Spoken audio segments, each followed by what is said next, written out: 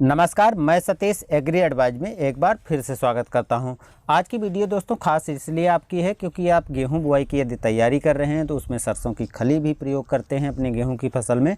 तो ये जानना ज़रूरी है कि सरसों की खली हम किस समय प्रयोग करें जिससे हमको बढ़िया फ़ायदा मिले, क्योंकि हर तरीके में कुछ फ़ायदे भी हैं और कुछ नुकसान भी हैं। लेकिन कौन सा तरीका सबसे अधिक फ़ायदेमंद है और उस तरीके से प्रयोग करके हम कैसे लाभ ले सकते हैं और कौन सा तरीका हमारे लिए नुकसानदायक भी साबित हो सकता है। पहली चीज़ दोस्तों बता देते हैं कि सरसों की खली को आप गेहूं की फसल में 3 तरीके से यूज कर सकते हैं। पहला तरीका है जब आप गेहूं बुआई की तैयारी कर रहे हो उस समय यूज कर सकते हैं। अब गेहूं की बुआई की तैयारी करने का मतलब है कि यदि आपके खेत में पर्याप्त नमी नहीं है तो पलेवा आदि करते हैं और कंपोस्ट खाद भी डालते हैं। तो जब आप कंपोस्ट खाद डाल रहे हो उस समय आप सरसों की खली को भी साथ में बिखेर सकते हैं, या पलेवा कर रहे हैं तो उस समय पलेवा करने के बाद भी आप सरसों की खली को खेत में बिखेर सकते हैं या बुआई कर सकते हैं। इससे फ़ायदा ये रहता है क्योंकि जब हम खेत की जुताई करते हैं तो पलेवा करने के 8 से 10 दिन के बाद हम जुताई करते हैं, उसके बाद ही बुआई करते हैं। तो पहले से यदि हम कंपोस्ट खाद के साथ में या बुआई सिंचाई करने के समय सरसों की खली डाल देते हैं तो सबसे बड़ा फ़ायदा ये होता है जब हम पहली सिंचाई करते हैं बुआई करने के 30 से 35 दिन पर या 25 दिन पर, अलग अलग क्षेत्रों में अलग समय पर होती है।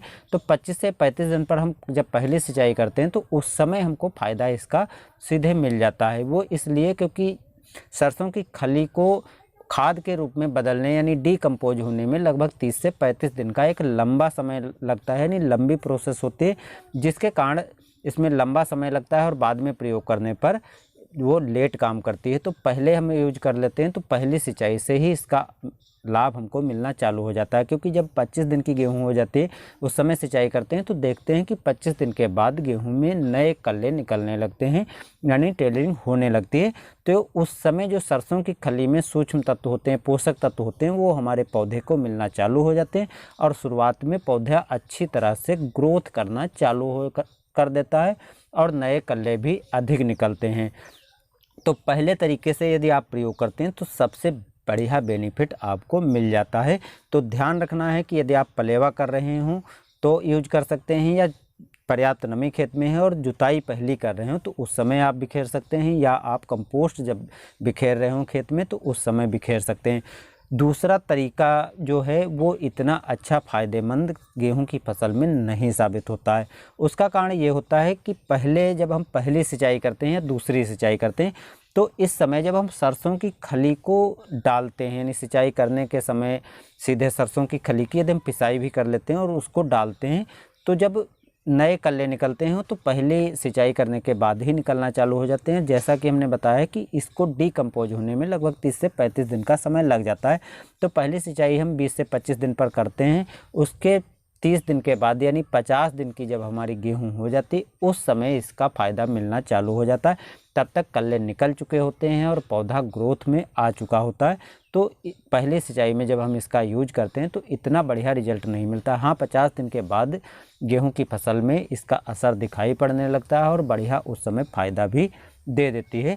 और दूसरे तरीके में एक फ़ायदा ये है कि हम जो उर्वरक देते हैं उर्वरक के साथ में भी हम सरसों की खली को मिला करके बुआई कर सकते हैं। तो एक ये फ़ायदा रहा, लेकिन नुकसान ये रहता है कि जो हम इसका लाभ लेना चाहते हैं तो काफ़ी लेट मिलता है और जिस लिए हमने इसका प्रयोग किया है उसका अच्छा रिजल्ट हमको नहीं मिलता है।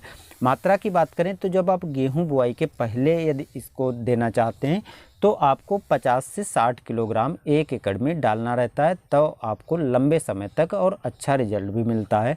पहले सिंचाई करते हैं तो 35 से 40 किलोग्राम इसकी डोज आप दे सकते हैं, लेकिन यदि आप ग्रोथ प्रमोटर दे रहे हैं तो आपको इसकी मात्रा कम कर देनी रहेगी। यानी यदि आप कोई दानेदार ग्रोथ प्रमोटर साथ में दे रहे हैं तो आप इसकी मात्रा 10 किलोग्राम कम कर सकते हैं, तब भी आपको उतना ही बढ़िया रिजल्ट मिल जाएगा। तो ये अब बात कर लेते हैं तीसरे तरीके से हम कैसे सरसों की खली दे सकते हैं और उसके फ़ायदे और नुकसान क्या हैं।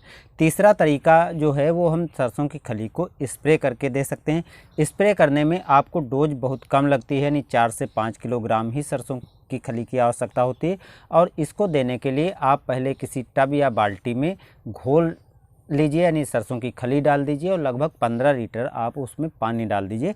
15 लीटर जब आप पानी डालेंगे तो जब आप स्प्रे करेंगे तो 10 लीटर पानी निकाल लीजिए और 1 एकड़ में 10 टंकी जो 15 लीटर की आती हैं वो बना लीजिए और 10 लीटर जो आपका घोल है प्रति टंकी में 1 लीटर घोल डालिए और स्प्रे कर दीजिए। इससे फ़ायदा ये रहता है कि तुरंत आपको रिजल्ट देखने को मिलता है। 4 से 5 दिन के बाद इसका असर आपकी फसल पर दिखाई पड़ने लगता है और 10 से 15 दिन तक इसका असर बना रहता है। उसके बाद जो अन्य नीचे घोल बचा हुआ आपका है उसमें अतिरिक्त पानी मिला करके आगे भी घोल का स्प्रे कर सकते हैं। यानी 4 से 5 किलोग्राम जो खली है उसका 3 से 4 बार आप स्प्रे कर सकते हैं। तो बहुत कम डोज में आप उतना ही अच्छा रिजल्ट ले सकते हैं। लेकिन इस तरीके में नुकसान क्या होता है, यदि आप घोल की मात्रा प्रति पंप बढ़ा देते हैं यानी 1 लीटर के ऊपर कर देते हैं तो फसल जल सकती है, फसल में धब्बे पड़ सकते हैं और फसल खराब हो सकती है। दूसरा नुकसान होता है कि इस समय जो ठंडक का मौसम होता है, पाला गिरने लगता है, कोहरा गिरने लगता है, जिससे आपके गेहूं की फसल में पूरे दिन एक नमी बनी रहती है और उस समय यदि आप इसका स्प्रे करते हैं तो फंगस लगने का खतरा बढ़ जाता है। यानी फंगस लगने से आपकी फसल को नुकसान हो सकता है। इसके साथ कुछ फ़ायदे भी हैं। एक फ़ायदा ये है कि जब आप इसका स्प्रे करते हैं तो कम पैसे में आपको एक बढ़िया रिजल्ट मिल जाता है और बहुत कम खर्चे में आप इसको कई बार अपनी फसल में स्प्रे कर सकते हैं। तो फ़ायदे की बात यदि कर ली जाए तो फ़ायदा आपको इसका स्प्रे करने से इसलिए है क्योंकि यदि मौसम साफ़ मिल जाता है तो उस समय स्प्रे करने से आपको इसका काफ़ी बढ़िया फ़ायदा मिलेगा। एक चीज़ साथ में और है कि इसके साथ आप नाइट्रोजन की पूर्ति करने के लिए यूरिया को भी मिला करके स्प्रे कर सकते हैं।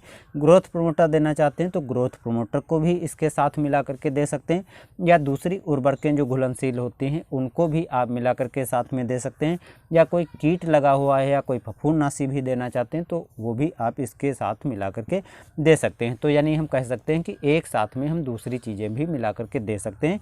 तो ये कुछ फ़ायदे रहे। अब यदि बात की जाए कि कौन सी विधि का हम यूज करें जो सबसे बढ़िया हमारे लिए फ़ायदेमंद हो सकती है, तो ये बता पाना दोस्तों उतना ही मुश्किल है जितना आप इन तरीक़ों को यूज करते हैं। क्योंकि यदि आप बुआई के पहले इसको देते हैं तो आपको रिजल्ट ये सबसे पहले यानी 20 से 25 दिन पर आपको मिलना चालू हो जाएगा। पहली सिंचाई से ही आपको इसका बढ़िया फ़ायदा मिलेगा, लेकिन लागत आपकी इस तरीके में काफ़ी अधिक आ जाती है। यानी सरसों की खली हो तो इसकी डोज आपको सबसे अधिक देना पड़ जाएगा। यानी इस तरीके का यूज करने पर आपको सरसों की खली की लागत सबसे अधिक आ जाएगी, क्योंकि डोज आपको सबसे अधिक देनी पड़ेगी। 50 से 60 किलोग्राम खली यदि आप देते हैं तो खर्चा आपका सबसे अधिक आएगा, लेकिन फ़ायदा भी सबसे अधिक आपको यही तरीका देती है। दूसरा तरीका जो है सिंचाई करते समय यदि आप देते हैं तो आपकी थोड़ी मात्रा कम हो जाती है, वहीं पर आपको नुकसान भी काफ़ी उठाना पड़ता है। क्योंकि यदि हम अच्छा फ़ायदा लेते हैं तो अच्छा फ़ायदा लेने के लिए जब पौधे में ग्रोथ या टेलरिंग हो रही होती है उस समय हमें सभी तत्वों की पूर्ति कर देते हैं तो बढ़िया रिजल्ट मिलता है। लेकिन इसका रिजल्ट क्योंकि डिकम्पोज होने में लंबा समय लेती है तो काफ़ी लेट हमको मिलता है, तो इस तरीके से इतना अच्छा फ़ायदा नहीं मिल पाता। बात करें स्प्रे के रूप में, तो स्प्रे के रूप में यदि आप यूज करते हैं तो आपके पैसे की काफ़ी बचत होगी, क्योंकि मात्रा आपकी सबसे कम लगती है।